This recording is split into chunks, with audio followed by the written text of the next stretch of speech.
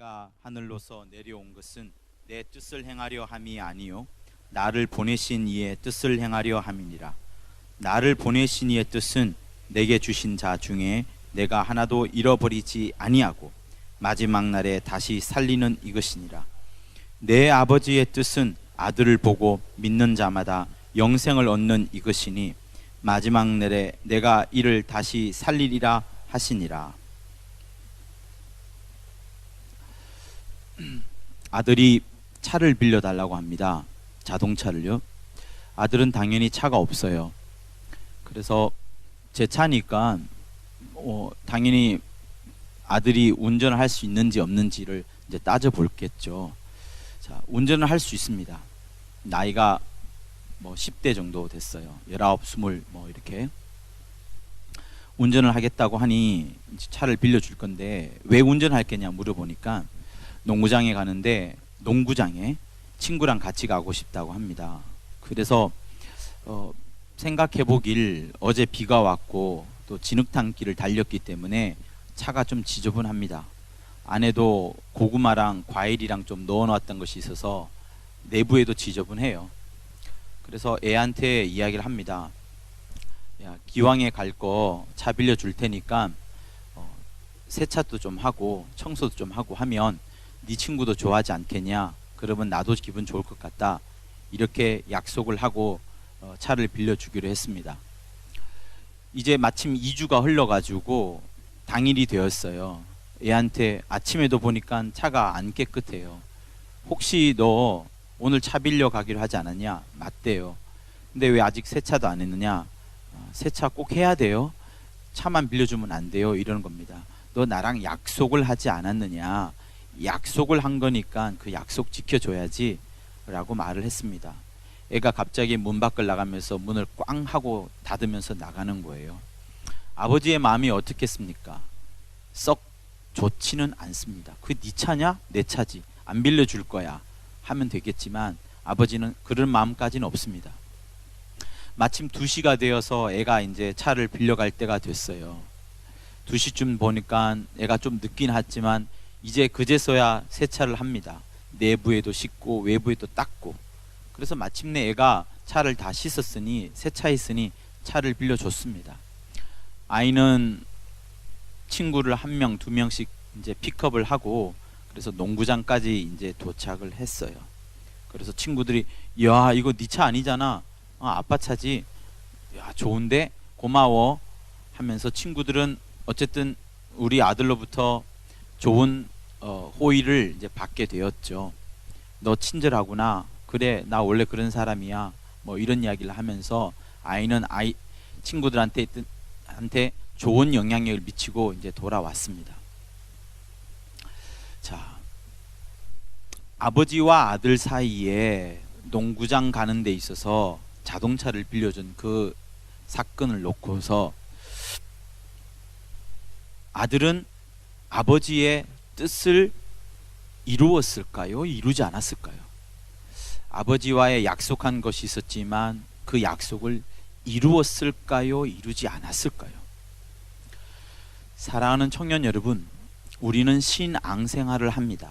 신앙이라는 것은 내 마음속에 하나님을 믿는 그 믿음을 생활을 통해서 삶을 통해서 드러내는 겁니다. 나의 믿음은 내 안에 갖춰져 있을 때는 오직 한 사람 하나님만이 분명히 알 수 있어요. 내 마음에 뜨겁게 하나님을 내 마음에 뜨겁게 하나님을 사랑하는 그것이 있으면 그것을 표현할 때는 이런 찬양의 시간과 아니면 홀로 있을 때에 아니면 운전할 때 어쨌든 대부분 혼자 있을 때에 충분히 하나님을 기뻐하는 모습을 표현할 수 있습니다. 아니면은 하나님을 찬양한 또 다른 어떤 표현하는 장소와 공간과 시간들이 있어야지 표현을 할 수 있겠지요. 그러지 않고서는 항상 우리 마음속에 이 신앙은 가두어져 있는 겁니다. 그래서 이런 예배를 통하여서 우리가 헌금을 하고 또 찬양을 드리고 또 기도하는 것은 내 안에 있는 하나님을 사랑하는 그 신앙을 온전히 표현할 수 있는 각각의 창구들이 되는 거예요. 그런데 그 창구들은 주일날만 주어지지 않습니다. 나머지 월화수목금토 이 6일간의 삶 속에서 하나님은 세상 곳곳으로 여러분들을, 나를 보내는 겁니다.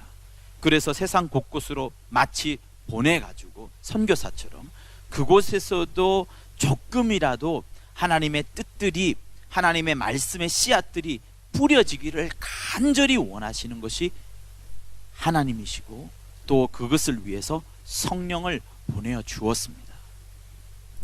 여러분들은 하나님의 뜻이 무엇이라고 생각을 합니까? 보통 우리는 뜻이라고 하면요, 눈에 보이지 않아요. 그죠? 뜻. 말씀은 딱 정해져 있어요. 성경 구절에. 그죠? 근데 뜻은 좀 막연합니다. 어떤 사건을 통해서 그 뜻을 알아가죠. 또 그 사람의 말을 통해서 그 말의 핵심 진의를 파악해 나가는 거죠. 뜻이라는 것은 분명하게 딱 정의하기가 굉장히 쉽지 않습니다. 그래서 사건들마다, 일들마다, 그분이 해주는 말씀들마다, 또 한편으로는 충격과 책망을 받으면서 더 하나님의 뜻 쪽으로 우리가 다가갈 뿐이지 분명히 뭔가를 발견할 수 있는 것은 아니에요. 그런데 오늘 우리가 주일 오전에 들었던 하나님의 말씀 중에 내 아버지의 뜻대로 행하지 않는 자에 대해서 주님은 말씀을 하시고 계십니다. 그래서 아버지의 뜻이 뭐냐? 내 아버지의 뜻, 우리 아버지의 뜻이 뭐냐를 한번 생각을 해봤어요. 자, 헌금을 합니다. 11조를 합니다. 헌신을 합니다. 전도합니다. 다 하는 것들이에요. 그것은 다 하나님의 뜻이 맞습니다. 하나님께서 우리에게 부탁한 것이 맞고요. 그런데 어떤 때는 보면은 그 일 행하는 그 자체로, 바깥에서 보여지는 그 자체만으로도 그것이 하나님의 뜻이라고 생각지 않을 수가 있어요. 일단 우리 오늘 오전에 읽었던 그 본문을 한번 볼까요? 마태복음 7장이죠.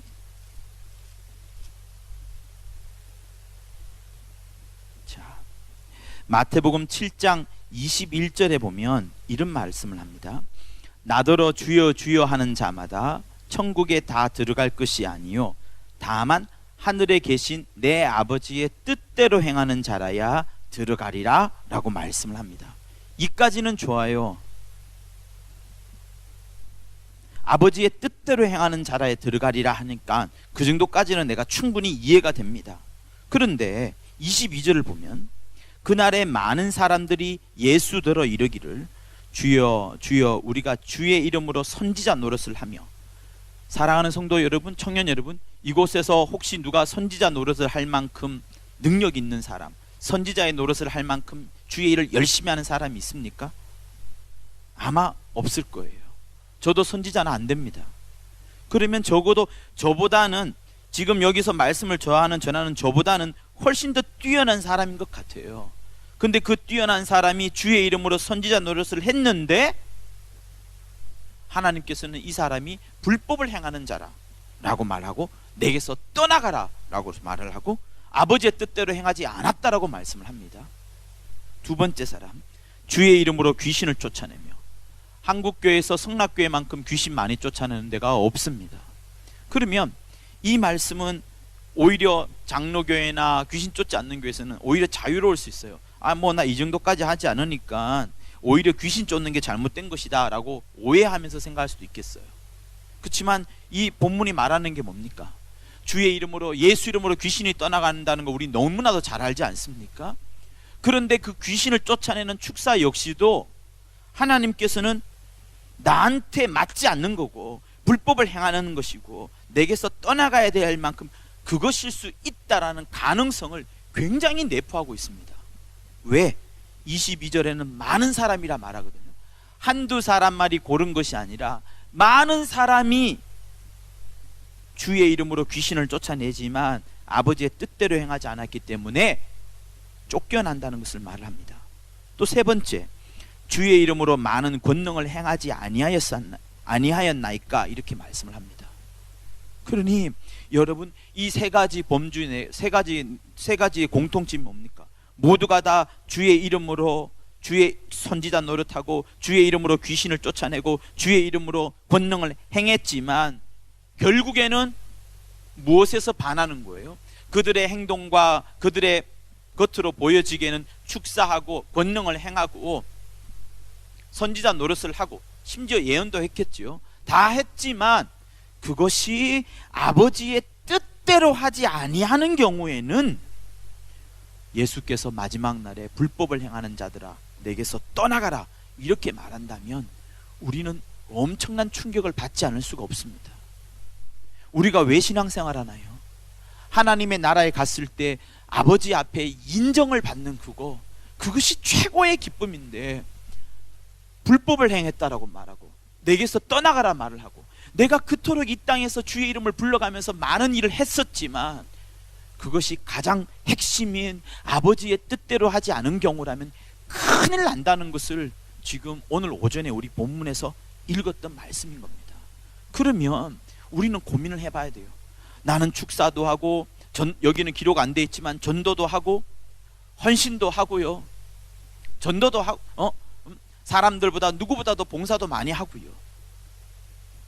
그러지만 그것이 하나님의 뜻에 부합하지 않는다면, 하나님의 뜻대로 하는 게 아니라면 이건 큰일 나는 겁니다. 축사하지 마라, 권능 행하지 마라, 선지자 노릇 행하지 마라는 차원이 아니에요. 하는 게 맞습니다. 당연히 선지자 노릇 해야 되고 당연히 귀신 쫓아야 되고 당연히 권능을 행해야 되는 것이 맞는데 그 행하는 그 자체가 문제가 아니라, 다시 말하면 주보 만들고요, 봉사하느라고 나눠주고요, 찬양팀 인도하고요, 방송실에서 이것저것 봉사하고요, 침례 봉사하고요, 헌금위원 봉사하고요, 내 모든 하는 일들에 있어서 다 주의 이름으로 하는데 그 중에 무언가는, 어떤 일은 아버지의 뜻대로 하지 않은 것이라, 그 아버지의 뜻대로 하지 않은 것이기 때문에 불법을 행했다라고 주님이 말한다면 정말 무서운 것 아니겠습니까? 그러니 여러분, 지금 이 시간에 우리 다시 한번 생각해 봐야 돼요. 내가 하는 모든 신앙의 생활에 있어서 그 생활이 정말 아버지의 뜻대로 하는 것이냐, 아버지의 뜻이 과연 무엇이길래 나는 교회 열심히 나오지만 정말 아버지의 뜻대로 하는 것이냐, 나는 전도 열심히 하지만 아버지의 뜻대로 하는 것이냐, 내가 기도를 열심히 하고 철야를 하고 새벽기도 나오지만 정말로 아버지의 뜻대로 하는 것이냐, 그거에 대한 심각한 고민을 해보지 않으면 안 되는 것이 오늘 오전의 본문입니다. 그러니 여러분, 내가 고민해 봐야 돼요. 고민해 보는 것이 기도인 것이고요, 그 기도를 하면서, 그 고민을 하면서 뭔가의 답을 찾아내지 않으면 우리가 장차 마태복음 7장의 이 사건에, 이 일에 들어갔을 때, 이 날에 이르렀을 때 우리는 낭패를 보는 겁니다. 저는 우리 중에 어떠한 자들도 그런 자가 없기를 바라는 마음에서 칠판에 이렇게 지금 써낸 거예요. 그래서 아버지의 뜻을 쭉 한번 찾아봤습니다. 자, 마태복음 11장을 한번 보세요. 11장 26절을 한번 보세요. 가능하면 성경책을 가지고 오십시오. 주일만큼은요, 책으로 보는 것과 마트로 보는 거랑 다릅니다. 자, 26절에 올소이다, 이렇게 된 것이 아버지의 뜻이니다 라고 말을 합니다. 뭘 했길래, 어떤 것이 아버지 뜻인데, 그때 예수께서 대답하여 가라사대, 천지의 주제이신 아버지여, 이것을 지혜롭고 슬기 있는 자들에게는 감추시고 숨기시고 어린아이들에게는 나타내심을 감사하나이다, 이렇게 말씀을 합니다. 그러면 도대체 어떤 일이 있었길래, 대충 보면은 어린아이들한테는 뭔가를 나타내었다는 거, 이것이 아버지의 뜻이라는 거. 그래서 앞에 보면은, 앞에 내용들을 보면은 20절부터는 회개치 않는 두로와 시돈에서 오히려 하나님께서 역사를 이루지 아니하시고 권능을 거두어 가시고 오히려 화가 있을 것이라는 그런 말씀을 합니다. 왜 회개치 않나요? 마음이 이미 높아진 거죠. 마음이 굉장히 교만한 것을 말합니다. 그리고 17, 18, 19절을 보면은 또다시 하는 말씀이 그거예요. 예수께서 또 요한이 장터에 가서 아무리 피리를 부르고, 야 제발 좀 피리를 부니까 춤 좀 춰달라, 우리가 슬피 우니까 가슴을 좀 쳐달라, 이렇게 아무리 이야기하더라도 사람들이 말을 듣지 않는 겁니다. 도무지 말을 듣지 않는 거예요. 왜? 마음이 이미 높아져 있는 겁니다. 그러니 다시 한번 마태복음 10장 26절에 나오는 아버지의 뜻은 뭐냐면, 우리에게 철저히 낮아지는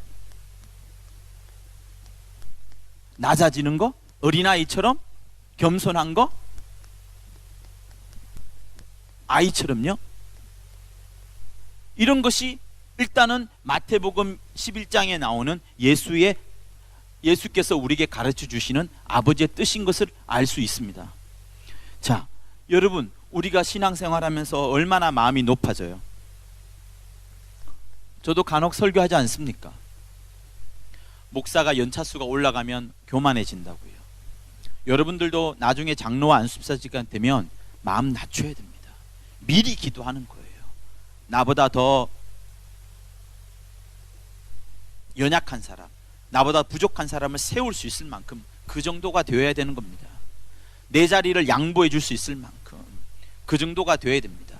그리고 훨씬 더 그들을 사용함으로써 나보다 더 훌륭한 사람이 될 수 있을 정도까지, 이룰 수 있을까지 내 자리를 비워주는 이런 것들은 굉장한 하나님의 나라를 이루어가는데 필요한 겁니다. 그래서 여기서 지금 마태복음 11장에서 보여주는 아버지의 뜻은 어린아이에게 비춰주신 하나님의 뜻인 것처럼 우리에게 낮아짐과 겸손과 아이들에게 보여주는 그 뜻들을 하나님이 보여주시는 겁니다. 자, 그리고 마태복음 12장을 한번 보세요. 12장 50절에 보면 또 아버지의 뜻이 나옵니다. 여기는 어떤 사건이 있으냐 그러면, 예수의 모친과 형제 자매들이 왔는데 사람들이 당신의 모친과 형제가 왔습니다라고 말을 하죠.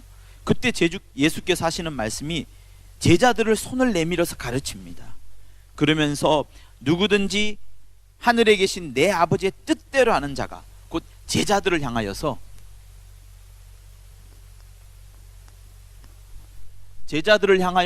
예수께서 아버지의 뜻대로 하는 자가 내 형제요 자매요 모친이라고 말씀을 합니다. 예수의 제자들이 예수의 모친과 형제 자매와 틀린 것이 뭡니까? 예수께서 제자들을 부르실 때 세 가지를 말씀하셨어요. 나와 함께 있게 하사, 그리고 귀신을 쫓아내는 권세를 주시고, 그리고 그들과 함께 나가서 두루두루 돌아다니며 전도하는 세 가지를 말씀하십니다. 예수께서 제자를 말씀하실 때 세 가지 조건이 있어요. 나와 함께 하사, 귀신을 쫓아내고 복음을 전하는 그것을 제자의 첫 번째, 제일 먼저 가르쳐주신 그거예요. 보세요. 예수와 함께 했던 자들은, 예수의 모친과 형제 자매들은 오랫동안 예수와 함께 했을 겁니다. 어릴 적부터 먹고 자랐으니까. 그런데 제자들과 조금 다른 삶이 있어요. 제자들과 함께 할 때는 예수께서 보여주신 장면들이 두 가지입니다. 전도하는 거 보여줬고요, 기도하는 거 보여줬고요, 특별히 일부러 강조하셨지만 귀신을 쫓아내는 것을 예수께서 보여주었습니다. 그러면 하나님의 뜻이 어디 있냐 그러면, 예수께서 제자들에게는 끊임없이 당신의 모습을 보여주면서요, 예수의 모습을 보여주면서 아버지의 뜻을 보여준 겁니다. 제자들이 예수의 모습을 보면서 무엇을 발견했나? 야, 귀신만 쫓아내는 것만 보았나요? 전도하시는 것만 보았나요? 오병이어만 보았나요? 아니에요. 그런 것들은 전부 다 사건들입니다. 사건, 일, 병 고치는 일, 죽은 자를 살리는 오병이어, 무리를 걸어가고 전부 사건들입니다. 그런데 그 속에서, 그 모든 사건들 속에서 뭘 찾아야 돼요? 정말 아버지의 뜻이 뭐냐? 이거를 발견해야 되는 겁니다. 그래야지 우리가 마태복음 7장에서 불법을 행하는 자들아 내게서 떠나갈지어다라는 그 책망을 듣지 않게 되는 겁니다. 사랑하는 여러분, 그래서 지금 여러분이 말씀을 들을 때에도, 오전에 말씀을 들을 때에도 어떤 말씀의 핵심 구절을 아는 것도 필요하지만, 진실로 아버지의 뜻이 뭐냐, 아버지의 그 속마음이 뭐냐, 아버지가 정말 원하는 것이 뭐냐, 이거를 헤아려 볼 수 있어야 되는 거예요. 집안에서 정말 훌륭한 자식은 어떤 자식인 줄 아세요? 아버지가 뭘 해라 하면 그것만 하는 것이 훌륭한 자식이 아닙니다. 정말 아버지의 마음을 미리 알아서 미리 뭔가를 하는 그 자식을 볼 때 놀라운 거예요. 뭔가가 다릅니다. 하나님은 그런 뜻들을 우리가 갖기를 원하고 그런 뜻들을 충분히 파악했던 예수를 우리에게 보여주시면서 예수를 통해서 아버지의 뜻을 헤아려보라 라고 말씀을 하시는 겁니다. 자, 그리고 마태복음 18장도 한번 보세요. 또 몇 장을 한번 넘겨보세요. 18장 14절. 자, 여기는 이렇게 나옵니다. 이와 같이 소자 중에 하나라도 잃어버지는 것은 하늘에 계신 내 아버지의 뜻이 아니니라. 자, 우리 하나님은 사람을 잃어버리는 거, 이것을 굉장히 싫어하십니다. 사람을 잃어버리는 것들, 사람을 놓쳐버리는 것들에 대해서 굉장히 아버지의 뜻이 아니라고 말을 하고 오히려 찾았을 때 굉장히 기뻐하는 모습들을 우리에게 말씀하셔요. 오늘 우리가 읽었던 요한복음 6장 38절에 있는 내용도 무엇입니까? 나를 보내신 이의 뜻은 내게 주신 자 중에 내가 하나도 잃어버리지 아니하고 마지막 날에 다시 살리는 그것이라. 내 아버지의 뜻은 아들을 보고 믿는 자마다 영생을 얻는 이것이니 내가 그를 다시 살리리라. 이렇게 말씀을 합니다. 사랑하는 여러분, 하나님은요 성락교회만 보지 않습니다. 성락교회를 떠나갔던 사람도, 또 한국교회를 떠나갔던 사람도, 가나안 성도도, 아니 가나안 성도가 아니라 이미 신앙을 내려놓았던 사람들도, 다른 타 종교를 가졌던 사람들에게도 하나님은 어찌하면 그들을 잃어버리지 아니할까라고 고민하시는 분이 하나님이세요. 우리는 고민하지 않을 겁니다. 이미 떠나간 사람, 우리는 고민 안 할 거예요. 그런데 하나님은 고민하신다는 거예요. 이 자리에 있는 내 목장에 있는 식구만 하나님이 신경 쓰는 것이 아니라 내 목장 밖에 있는 사람, 이미 떠나간 사람에 대해서도 신경을 쓰는 사람이, 신경을 쓰는 분이 하나님이시란 겁니다. 그래서 누가복음 15장에는 끊임없이 잃어버린 자에 대한, 잃어버린 드라크마, 잃어버린 달란트, 잃어버린 그것에 대해서 계속해서 말하는 거예요. 누가복음 15장에는 잃어버려서 되찾은 드라크마, 그죠? 8절에 보면 잃어버린 드라크마 나오죠. 어떤 데는 여기 없겠지만 잃어버린 양도 있을 겁니다. 누가복음 15장은 아니겠고요. 그리고 중요한 것은 잃어버린 아들에 대한 것도 15장이 나오네요. 그리고 잃어버린 아들. 자, 탕자의 비유가 잃어버린 아들에 대한 건데요. 사랑하는 여러분, 우리가 정신을 차려야 되는 부분이 바로 여기 있습니다.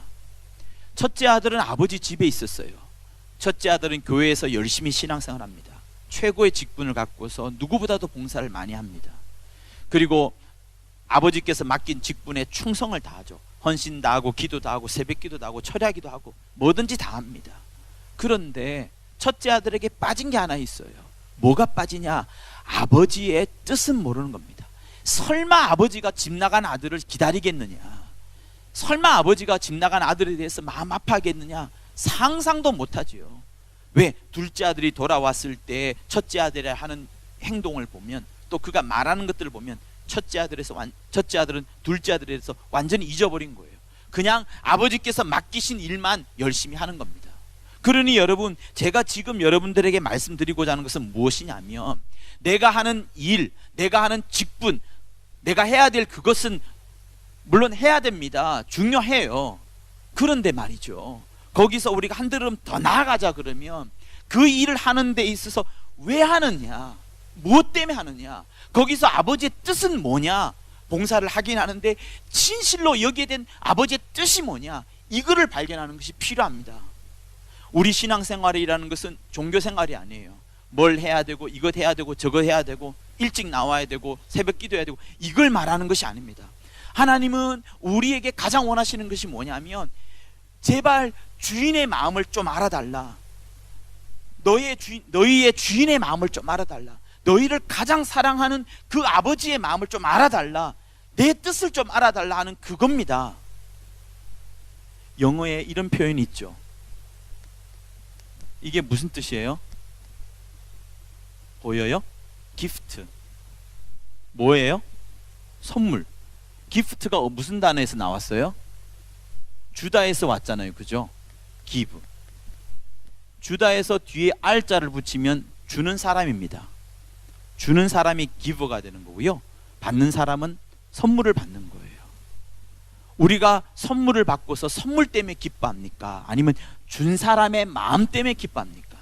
저는 이것을 지금 여러분들에게 말하고자 하는 겁니다. 내가 하나님으로부터 성령을 받고 은사를 받고 여러 가지 응답을 받았습니다. 그것을 받은 거고 은사 그거 하나님이 내게 보여주신 그 체험의 결과들 이게 중요합니까? 아니면 이거를 실제로 준 사람, 이것을 실제로 주신 분, 주신 존재가 중요합니까? 기프트하고 기브하고는 하늘과 땅 차이입니다. 어마어마한 차이가 있어요. 기프트 하나도 없어도 기브만 있으면, 주시는 분만 내가 소유한다 그러면 다 소유한 거나 마찬가지 아니겠습니까? 그러니 우리가 신앙생활 할 때에도 뭔가는 열심을 하긴 하겠지만 그 열심이 전부가 아니라 그 열심을 하는 그 속에 과연 아버지의 뜻이 담겨져 있냐 아니냐, 이게 진짜로 중요한 겁니다. 누가복음 22장을 한번 보세요.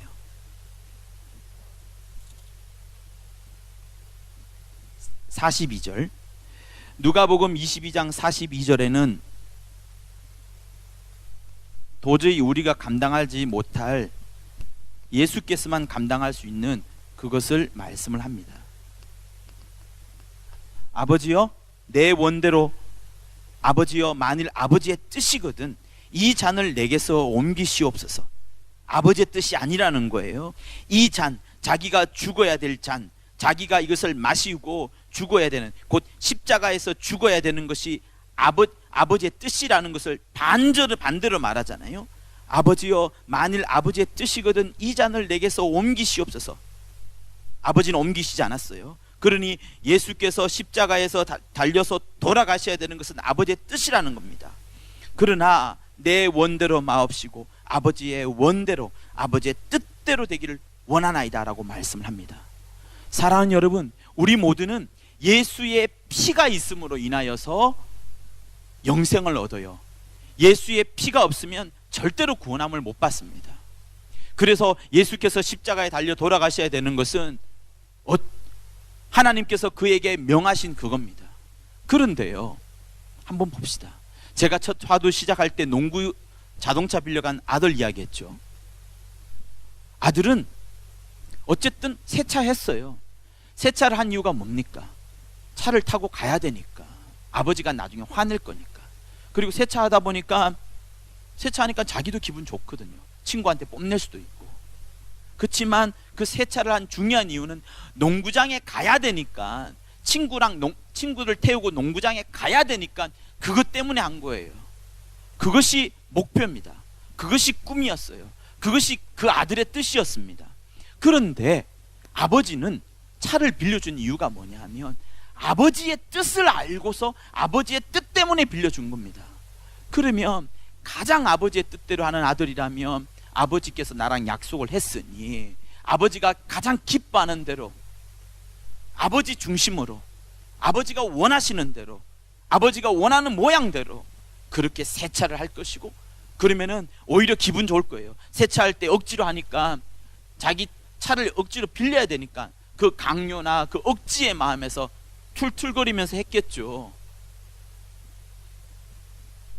그래서 우리 마음이 어떤 마음으로 봉사하느냐, 어떤 마음으로 헌신하느냐, 어떤 마음으로 주께서 내게 맡겨진 일을 하느냐, 어떤 마음으로 주의 이름으로 축사하느냐, 어떤 마음으로 선지자 노릇을 하느냐, 어떤 마음으로 본능을 행하느냐 하는 이 문제를 지금 오늘 오전에 주께서 주신 겁니다.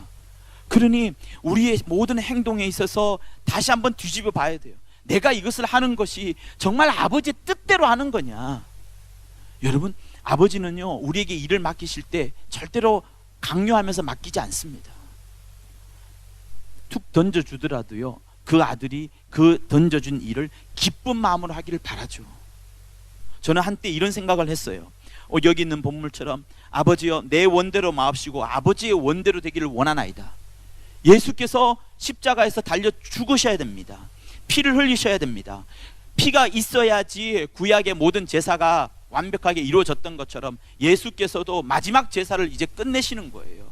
그래서 예수께서 죽어야 되는 것이 맞습니다. 그런데 예수의 입장에서 볼 때 정말 죽기 싫거든요. 그 고통을 떠나서 아버지의 명예가 내려가는 거니까 도무지 하기 싫습니다. 그래서 이 누가복음 11장에 이렇게 표현을 하시는 거예요. 내 원대로 마옵시고 아버지의 원대로 되기를 원하나이다. 아버지의 뜻이거든 이 잔이 내게서 떠나가기를 원합니다. 죽기 싫다는 거예요. 예수의 뜻은 죽기 싫다는 겁니다. 그런데 예수께서 어떤 생각을 하세요? 자, 내가 어쨌든 죽어야 돼. 왜? 여러분들 구원하려면요, 인류의 모든 인생들을 구원하려면 예수께서 피 흘려 주셔야 됩니다. 억지로 하기 싫어서 마치 농구장에 가는 아이가 차를 억지로 세차하는 것처럼 그와 똑같은 마음으로 했다 합시다. 그러면 여러분 구원 얻겠어요? 못 얻겠어요? 구원 얻어요? 못 얻어요? 못 얻어요? 왜 못 얻어요? 피가 있는데? 얻습니다. 시몬이 말씀하셨잖아요. 예수의 피가 있기 때문에 구원함을 받는다고. 그런데 그 예수께서 그렇게 피를 흘려주심으로 우리가 구원함을 받기는 하는데, 예수께서 부활하시는 것에 대해서는 오직 아버지의 뜻에 달려 있어서 아버지께서 그를 살리느냐 안 살리냐는 것은 아버지의 전적인 몫이라. 그래서 히브리서에서 심한 통곡과 눈물과 소원과 간구를 아뢰었다 한 것은 아버지의 뜻에 맞추려고, 어찌하였든 예수께서 아버지의 뜻에 맞추려고 자기가 십자가에 달려 죽어야 되는 것은 맞는데, 그러지 않고서는 인류가 살 수 없는데, 그렇게 해야만 모든 인류가 살아날 수밖에 없는데 그것을 한 겁니다. 억지로 하는데 저는 이렇게 생각했어요. 제 생각이 틀릴 수 있겠지만 내 원대로 마옵시고, 그러니까 예수께서는 자기 스스로 혼자 할 수 있어요. 나 혼자 그냥 이렇게 십자가에 달려 죽을래, 너무너무 힘들고 고통스럽지만 나 그냥 달려 죽을래, 이것이 아니라 아버지의 뜻을 헤아려 본 거예요. 여러분, 우리 아버지의 뜻이 뭐냐? 하나님 아버지의 뜻을 예수께서 헤아려 보신 겁니다. 나를 버리면서까지 그렇게 인류를 사랑하시는 아버지의 마음, 자기 아들, 유일한 아들 아니겠어요? 그 아들을 버리면서까지 그렇게 인류를 사랑하는 마음을 예수께서 간파하시고, 야, 이렇게 이 아버지께서 인류를 사랑하신다 그러면 나 역시 아버지의 마음에 기뻐하며, 억지로 하는 게 아니라요, 겨우 하는 것이 아니라, 맡겼으니까 하는 것이 아니라, 율법처럼 하는 것이 아니라, 마지못해 하는 것이 아니라, 정말 아버지의 마음이 내 마음속으로 확 들어오니까, 아버지의 뜻이, 하나님 아버지의 뜻이 예수의 마음속으로 확 들어오니까 십자가 달려지는 것이 오히려 어때요? 슬픈 것이 아니라, 물론 육체의 고통은 있겠죠. 그러나 억울하고 분통 터지는 것이 아니라 하나님 아버지의 그 생각이 너무나도 충만하다 보니까, 인류를 사랑하는 그 사랑이 너무나도 풍성하다 보니까 예수께서는 십자가의 집이 짐같이 여겨지지 않을 정도로 했던 것이 예수의 기도라고, 저는 골고다 언덕에서의 기도라고 저는 보여지는 거예요. 내 원대로 마옵시고, 내 원이라면 겨우 죽기 싫거나 아예 안 죽을 거야, 그럼에도 죽어야 되니까 그래 죽어주자, 억지로 죽어주자, 이 정도였는데 아버지의 원을 생각해보고, 아버지의 뜻을 생각해보고, 아버지가 가장 원하시는 것이 무언가를 생각해보고, 아버지께서 하나라도 잃어버리지 않으려는 그거, 누가복음 15장에서 3번이나 강조한 그거, 드라크마 이야기하고 잃어버린 양하고 심지어 잃어버린 아들까지 기억하는 그것을 예수께서 설명할 정도로 한 명이라도 잃어버리지 아니할 그것을 예수께서 생각하시니, 오히려 마음속에는 주님의 사랑으로 쭉, 아버지의 사랑으로 충만해서 인류를 사랑하는 그 사랑으로 충만하다 보니까 십자가를 매는 것이, 여러분, 정말 자유로울 정도로, 기쁜 마음으로 할 수 있을 정도로 그렇게 된 것이 아닌가라고 저는 생각을 하는 겁니다. 사랑하는 여러분, 그래서 우리가 신앙생활 할 때 여러분이 뭘 한다 안 한다, 해야 된다, 뭐 2시 20분까지 여기 앉아야 된다, GBS 몇 시까지 끝내야 된다, 뭐니까 해야 된다, 헌신이 이제 다가올 건데 헌신해야 된다. 예수로에서 음악회 하잖아요. 성주감 앞에서 해야 된다, 아니면은 성음당 앞에서 좀 더 크게 해야 된다, 말해야 된다. 이 많은 것들, 이 문제가 아닙니다. 그것 속에 아버지의 뜻이 무엇이냐라고 발견하는 그것이 진짜 신앙인 거예요. 사랑하는 여러분, 우리는 하나님의 의도를 알고 있습니다. 하나님의 의도를 잘 알고 있어요. 하나님의 의도가 가장 잘 표현된 곳이 빌립보서 2장입니다. 그래서 종의 형상으로 오셨다가 낮아지고 올라가는 그 멋진 그 장면을 누가 빌립보서 2장에서 잘 기록되어 있잖아요. 그런데 그 빌립보서 2장을 시작하는 맨 처음 마디가 1절 말고요, 어쨌든 앞부분에 나오는 말씀이 너희는 뭐라고 나와요? 주 예수의 마음을 품으라라고 나옵니다. 예수의 했는 일을 너희도 해라가 아니라 예수의 마음을 품으라는 거예요.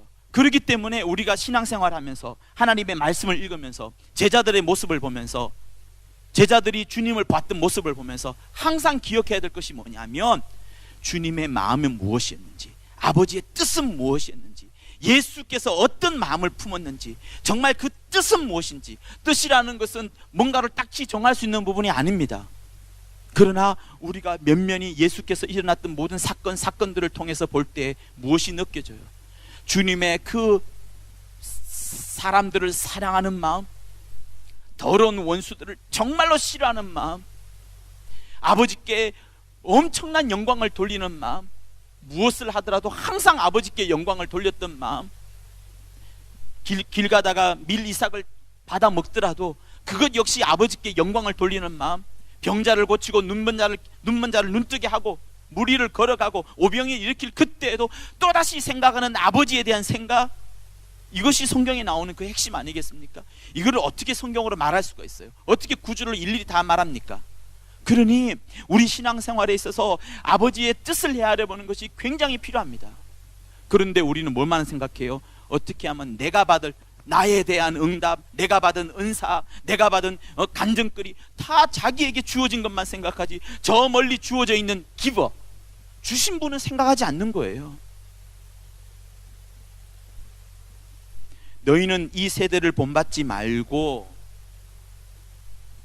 하나님의 기뻐하고 선하시며 온전한 뜻을 분별하라 라고 말씀을 합니다.